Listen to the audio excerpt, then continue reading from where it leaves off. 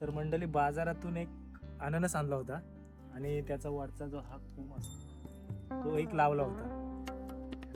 त्यानंतर एक फल आला, त्या फलाला अजून 3-4 कोंब आले. तेच असे लावून दिले होते पावसाळ्यात. तर जवळपास हा येणारा दुसरा पावसाळा असेल बघ. ह्या कोपऱ्यात पण आहे चांगला आणि एक मागे आम्ही खाल्ला पण इकडे बघा एक घुशीने सगळी नासधूस करून टाकली. त्याच्यामुळं आता काय आम्ही ठेवत नाही, थोडेफार असे झालेलेच आहे तेच काढून टाकतो. आता पूर्ण असा पिवळा होतो झाडावरच, तेव्हाच काढतो. ऊस लागल्यामुळं दुसऱ्या पण फळांची वाट लावून टाकायची, लवकरच काढतो. ते काढले तरी घरामध्ये 2-3 दिवसात होऊन जाते. तर मंडळी पाहू शकता तुम्ही फळं कशी मजबूत आहेत एकदम. आणि बघा हे बाजूला लागलेले कोंब आहेत बघा. तर सुरुवातीला 5-6 एका फळाला 5-6 लागले होते, पण ते सुरुवातीला आम्ही काढून फेकून दिले.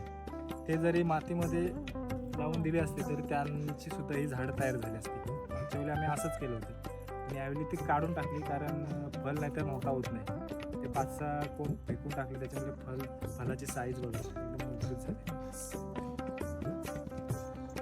कसलं खत नाही लागत, अजून कसले काय फवारणी लागेल काय, फक्त लावून द्यायचं आणि फक्त रोज पाणी शिकवायचं एवढंच.